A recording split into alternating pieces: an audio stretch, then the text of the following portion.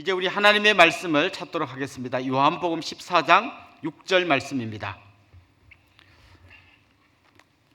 요한복음 14장 6절.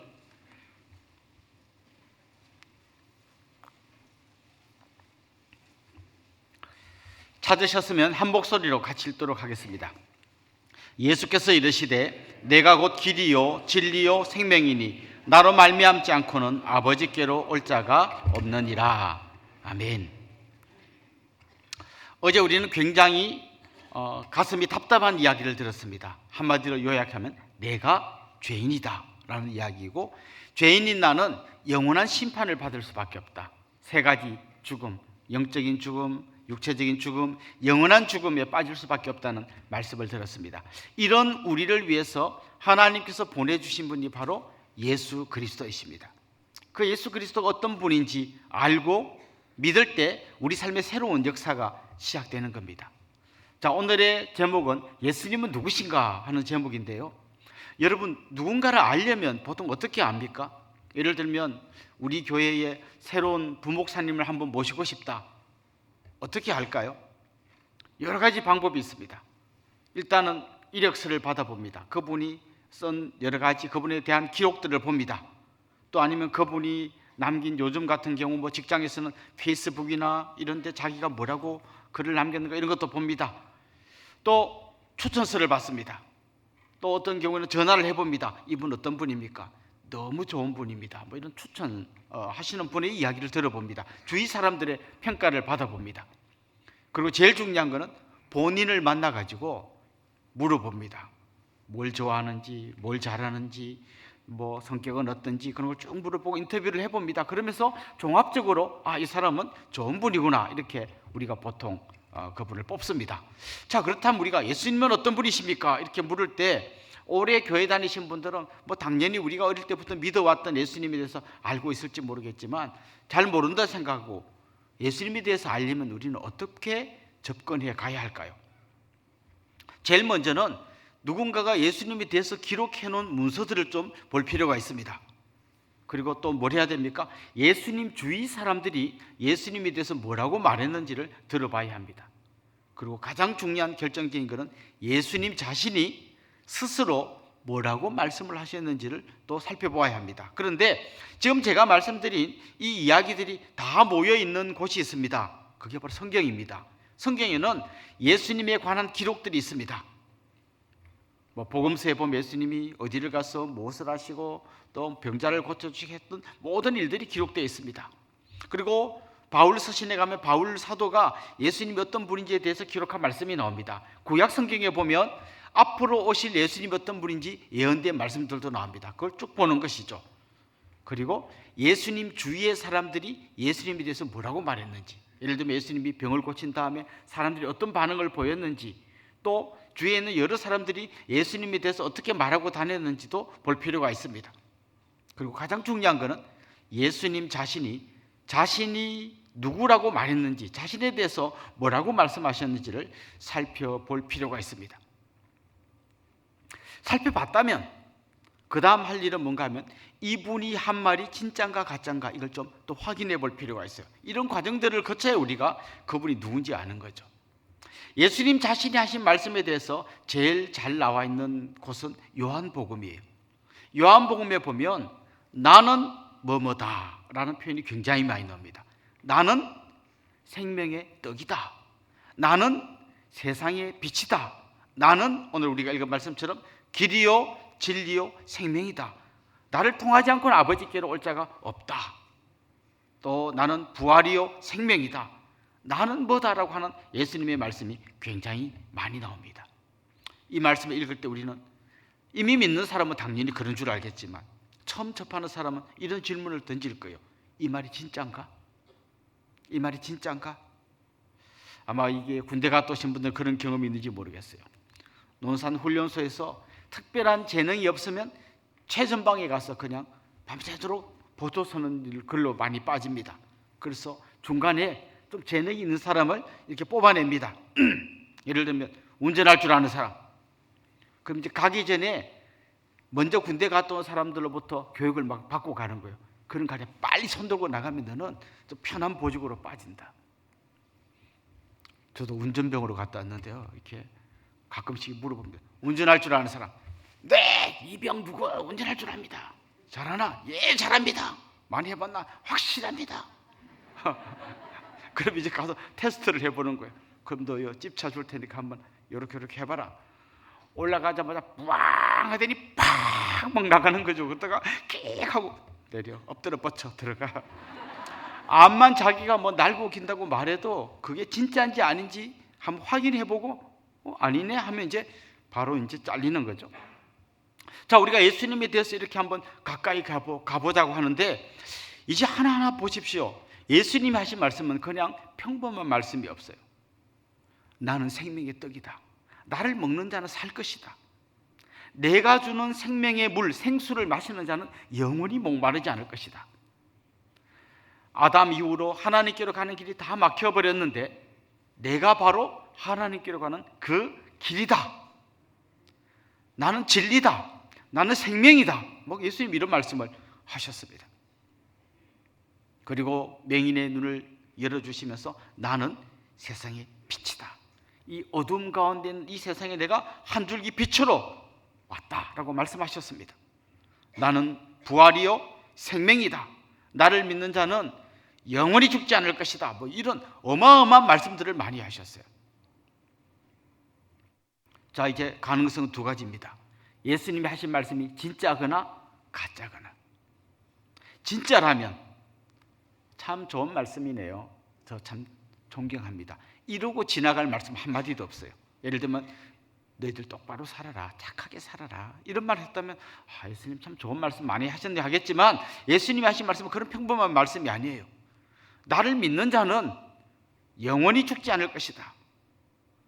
내가 하나님께로 가는 유일한 길이다. 뭐 이런 여러 가지 말씀을 제대로 듣고 그 말이 진짜라고 믿는다면 우리는 그 예수님 앞에 무릎을 꿇을 수밖에 없는 거예요. 그럼 또 한 가지 가능성, 가짜라면, 예수님 말씀이 가짜라면 도대체 예수님 어떤 분이죠?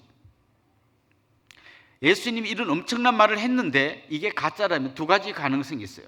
첫째는 자기도 알고 자기도 이런 사람이 아니라는 걸 알면서 이렇게 말했다면 이 사람은 사기꾼이에요. 가짜인데 자기도 자기가 이런 사람인 줄 알고 말했다면 이 사람을 우린 정신병자라고 부릅니다. 여러분, 우리 한국에 요즘 이단들이 엄청 많이 나옵니다. 요즘 그 넷플릭스에 나는 하나님이다, 나는 신이다 라고 하는 프로가 나와서 많은 사람들이 아주 경악을 금치 못하는 그런 프로가 상영되고 있습니다. 저도 여러 이단들을 이렇게 살펴봤는데요, 진짜 두 가지 경우가 딱 있더라고요. 막 자기가 엄청난 성령님이라고 하는 그런 어떤 여인이 있는데 한 번 어떤 방송국에서 그분을 인터뷰했더라고요. 하도 사회 문제를 많이 일으키니까. 당신이 성령님이라고 하는데 진짜 성령 맞습니까? 맞습니다. 제가 바로 성령입니다. 이 사람 뭐예요? 이 사람 정신병자예요. 또 아주 우리 사회에 정말 악한 이단이 있습니다.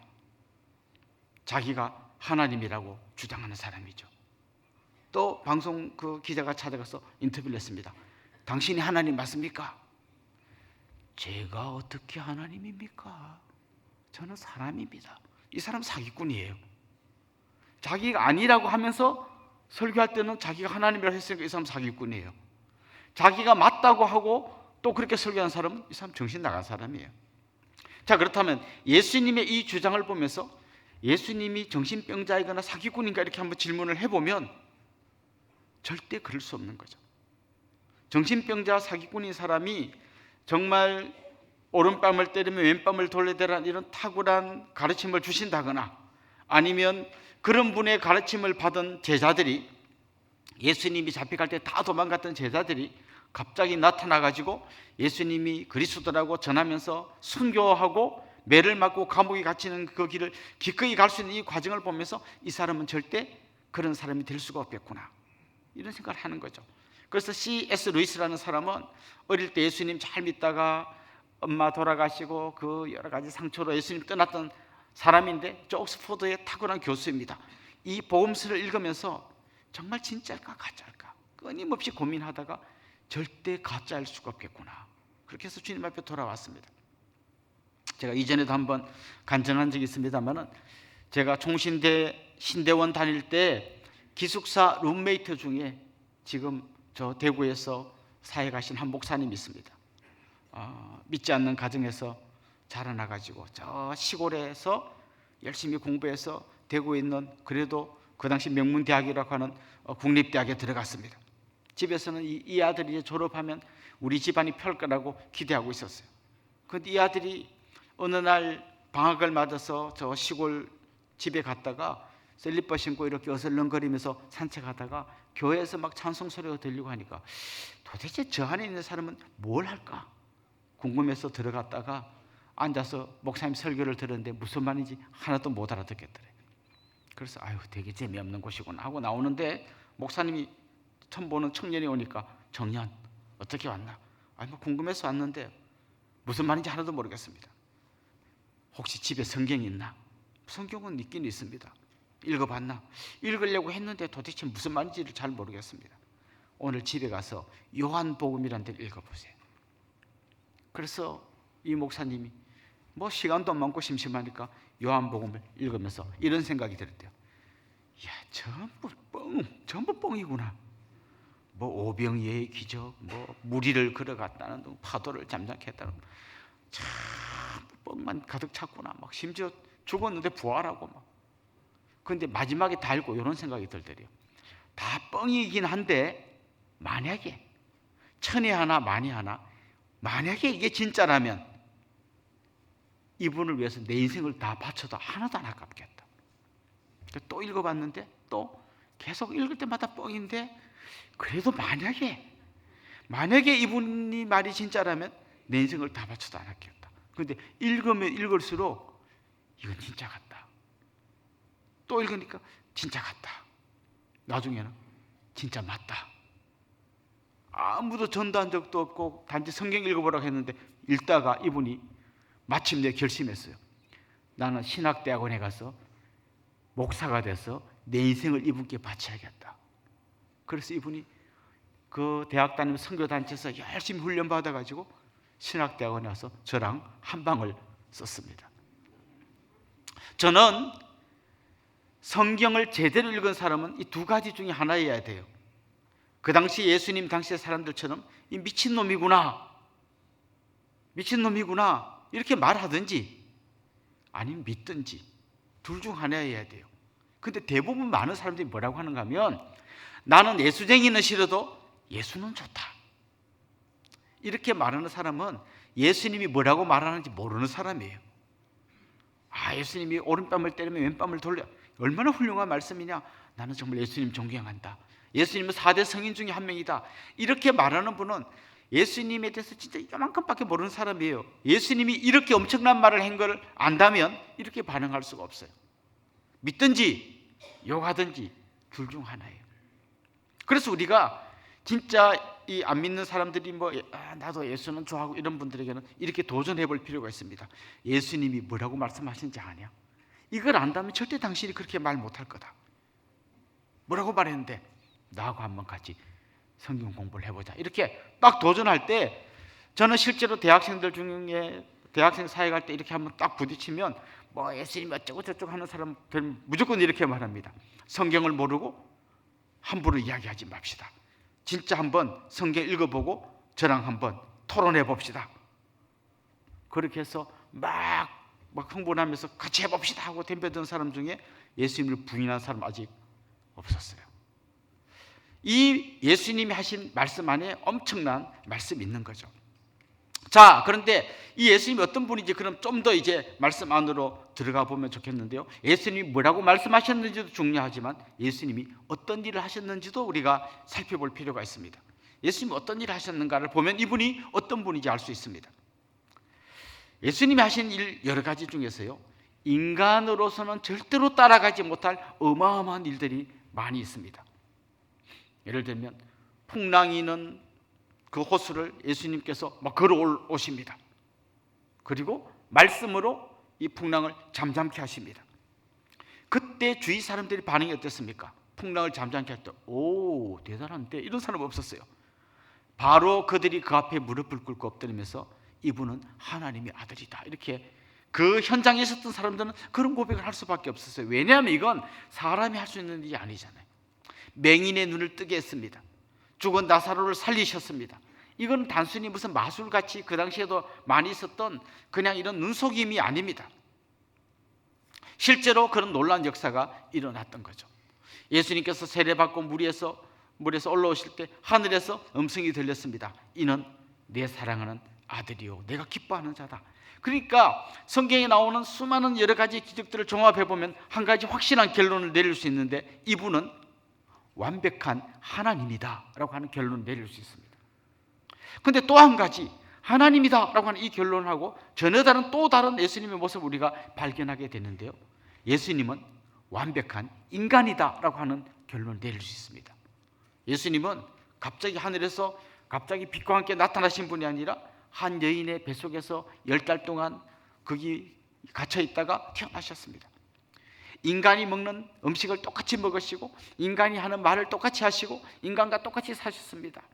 집이 없어 여기저기 떠돌아다니면서 인자는 머리 둘 곳이 없다라고 하시면서 떠돌아다니시기도 했고요, 40일간 굶주려도 보셨고요, 사람들에게 손가락질, 조롱, 침뱉음, 때리는 거 마저도 보셨고요, 사랑하는 제자들에게 배신도 당해 보셨고요, 우리 인간이 겪는 모든 고난을 다 겪어보셨습니다.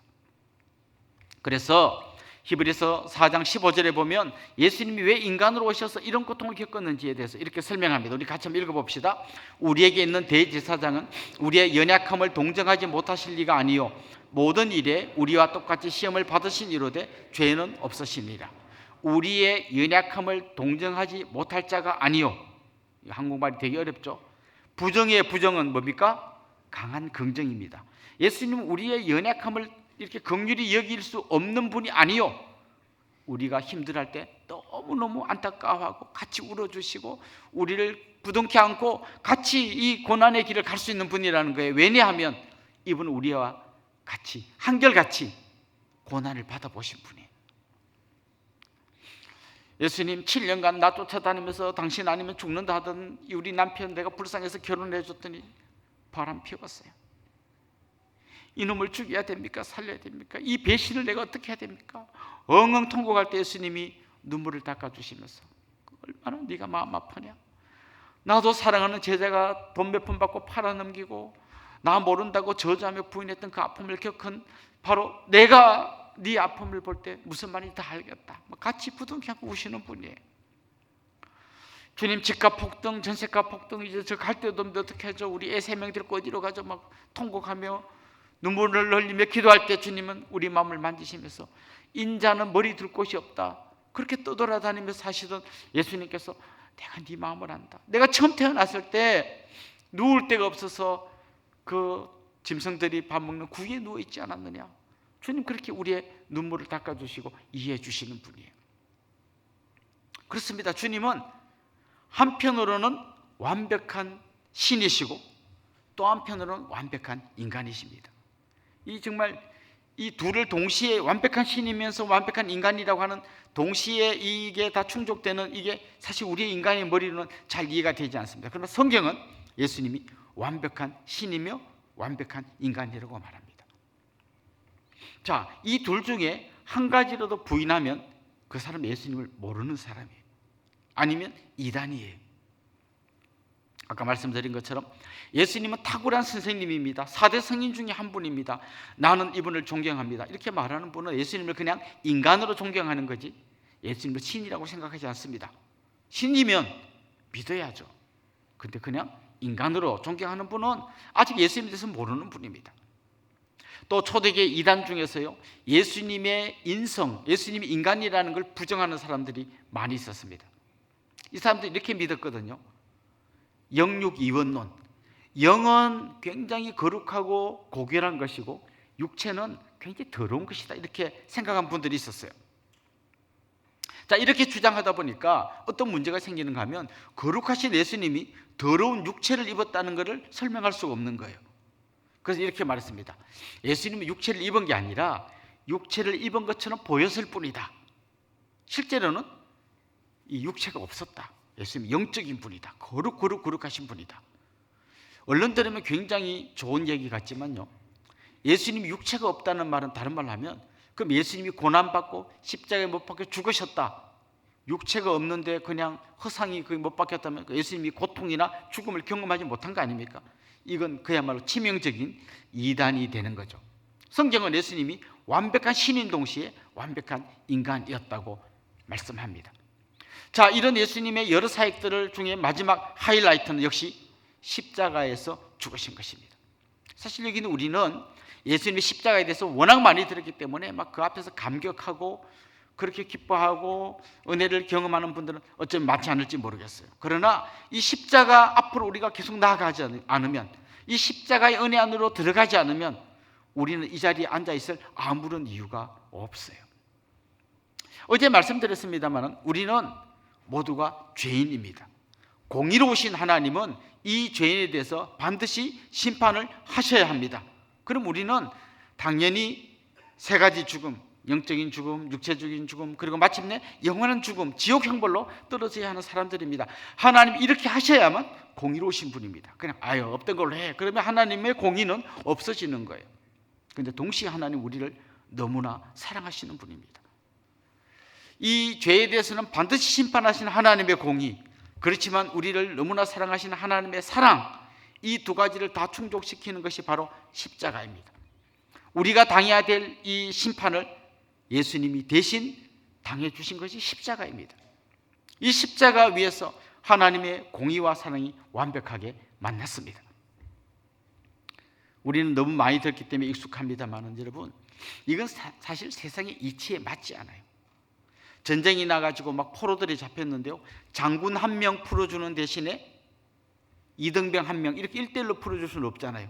장군 한 명 풀어주는데 이등병 한 1000명 풀어주면 장군 한 명 풀어줄게, 뭐 이렇게 좀 교환해야 되잖아요. 그런데 어제 말씀드린 것처럼 우리 육안으로 관찰할 수 있는 우주의 크기가 400억 광년이라고 했는데, 이 광대한 우주를 창조하신 창조주이신 예수 그리스도께서 이 우주의 먼지도 안 되는 같은 우리를 위해서 자기 생명을 내주신다는 것은 사실 상상할 수 없는 이야기예요. 그 창조주께서, 온 우주를 만드신 분께서 나 같은 죄인을 위하여 오셨고, 나를 대신해서 죽어주셨고, 나에게 생명을 주시고 하나님 아들이 되게 해주시고, 자기는 처참한 십자가에서 고통당하며 죽으셨던 거예요. 이 생명의 맞바꿈 때문에 우리는 하나님의 자녀가 되었고 영원한 심판, 지옥 형벌에서 구원을 받게 된 것입니다. 이게 바로 십자가를 통한 하나님의 은혜인 것이죠. 사실 십자가는 최악의 사형법입니다. 인간이 만들어낸 사형 방법 중에서 가장 아주 최악인 사형법이에요. 여러분, 사형시키는 여러 방법들을 알고 계시죠? 보통 우리나라도 사형 요즘 거의 안 시킵니다만 마지막 사형수까지 사형시킨 방법은 교수형입니다. 목을 매달아 죽이는 거죠. 순식간에 그냥 덜컹하면 죽어버리는 거죠. 아니면 뭐 이렇게 총살, 전쟁 때는 총살 시킵니다. 총 쏘기 전까지 벌벌벌 떨리지만 땅 하는 순간 이 사람 벌써 죽었어요. 뭐 북한에서는 무슨 고사포로 막 쏘아가지고 가루를 만든다는데요, 듣기만 해도 무섭지만 뻥 하는 순간 죽고 끝나는 거예요. 십자가형의 제일 문제는 뭐예요? 빨리 안 죽는다는 거예요. 거기에 매달려가지고 막 우리가 이렇게 아이들이 장난치면서 바늘로 팔이 찌르면 막 삐릭 하는 것처럼 거기서 막 고통당하며 죽는 거예요. 그게 시편의 편에 이런 표현이 나옵니다. 나는 벌레요 사람이 아니라. 마치 한 마리 벌레가 죽는 것처럼 처참하게 고통당하면서 죽는 게 십자가예요. 주님의 이 십자가의 고통과 죽음 덕분에 우리가 구원을 얻고 생명을 얻은 겁니다. 그런데 주님에 대한 이 말씀은 여기서 끝나지 않습니다. 주님은 이 죽음 한복판으로 들어가셔서 십자가를 지셨지만 3일 만에 다시 살아나셨습니다. 부활하셨습니다. 주님의 부활은 어떤 의미인가 하면, 주님을 십자가에 죽임으로써 완벽한 승리를 얻었다고 생각하고 좋아하고 있는 마귀의 머리를 밟아버리는 것입니다. 성경에 이런 표현이 나옵니다. 창세기에 뱀과 사람이 만났는데요, 뱀이 사람의 발꿈치를 딱 뭅니다. 그때 사람이 뱀의 머리를 확 밟아버립니다. 뱀은 상처를 입힌 정도지만 사람은 뱀의 머리를 밟아서 끝장내버립니다. 마귀는 예수님의 발꿈치를 문 정도로 공격했다면 예수님은 마귀의 머리를 밟아버리십니다. 그리고 더 이상 마귀가 우리를 미혹하고 영원한 지옥으로 끌어갈 수 없도록 치명적인 상처를 입혀버렸습니다. 그리고 마침내 나중에 주님 다시 오시는 날 마귀는 영원한 불못에 던져지게 될 겁니다. 그렇게 주님은 다시 부활하시고 승리하셨습니다. 죽음을 이기시고 승리하셨습니다. 이 부활에 대해서도 수많은 사람이 질문을 던집니다. 진짜 부활한 거 맞나? 그 진짜 부활 안에서 뭐지? 그게 또 많은 사람들이 그럴듯한 이론을 갖다 댑니다. 예수님이 죽어서 무덤에 넣어놨는데 제자들이 와서 훔쳐간 거 아닐까? 절대 그럴 수 없습니다. 예수님의 제자들은 무서워서 다 도망가고 배신한 사람들입니다. 로마 군인들이 혹시 훔쳐갈지 모른다고 철통같이 지키는 그 무덤에 와서 예수님 훔쳐갈 제자는 아무도 없었습니다. 그럼 아니면 혹시 기절한 거 아니야? 십자가에 달렸다가 딱 기절하니까 풀어내갖고 이제 무덤에 넣었더니 시원한 데 들어가 정신이 번쩍 들어서 살아난 거 아니야? 성경에 그런 표현이 나옵니다. 예수님의 옆구리를 찔렀더니 피와 물이 나오더라. 완전히 죽으셔서 피와 물이 분리될 정도로 완전히 죽으셨습니다. 그리고 그 무덤 문은 워낙 큰 바위로 막아놨기 때문에 기절했던 사람이 밀고 나올 만큼 그렇게 간단한 돌이 아니. 결국 수많은 이야기가 있지만 예수님은 다시 살아나신 게 맞습니다. 성경에 보면 예수님의 부활을 목격한 사람들이 많이 나옵니다. 뭐 여인들도 나오고요, 제자들도 나오고 많이 나오는데 고린도전서 15장, 여러분 이 말씀을 좀 기억해두면 좋겠는데요. 고린도전서 15장을 우리가 부활장이라고 부르고요, 전체가 부활에 관한 이야기로 가득 차 있는데 거기에 보면 여러분 자막 한번 보십시오. 15장 4절에서 6절 한번 읽어보면요, 누가 부활의 증인인지 한번 같이 읽어봅시다. 장사 지낸 바 되셨다가 성경대로 사흘 만에 다시 살아나사 게바에게 보이시고 후에 12제자에게와 그 후에 500여 형제에게 일시에 보이셨나니 그 중에 지금까지 대다수는 살아있고 어떤 사람은 잠들었으며. 부활의 증인은요 한두 명이 아니에요. 만약에 부활의 증인이 한 두세 명이면요, 야 우리 부활했다고 다 말하고 다니자 이렇게 짜고 이야기할 수 있겠습니다만은 오늘 방금 읽은 이 본문에 보면 예수님의 12제자는 물론이고 나중에 보면 500여 형제에게 동시에 나타나셨어요. 그리고 바로 이렇게 말합니다. 그 중에 대다수는 지금 살아있다. 예수님의 부활을 받은 대다수는 지금도 살아있다.